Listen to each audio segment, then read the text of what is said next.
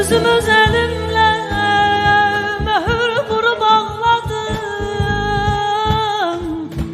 Özümüz elimle mühür vurup ağladım.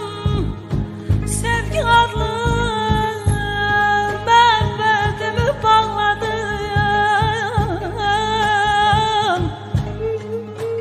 Bu dərdini ürəyimdə saxladım. Dözüb durdum, yana yana yaşadım.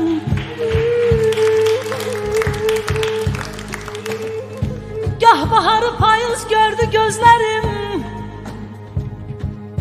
gah baharı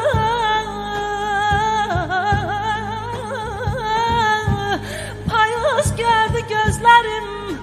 Axtardım dağlar battı, itti battı izlerim. Ürəyimdə buz bağladı sözlerin.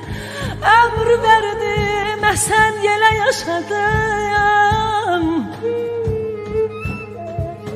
Peşiman olmağımdan ne fayda? Peşman olmağımdan ne fayda?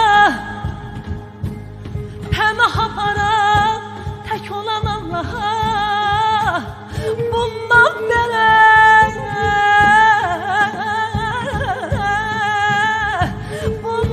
belə batmayaq biz günaha. İtirdim de attım da seni yana yana yaşadım. Hiç bilmedim sensiz,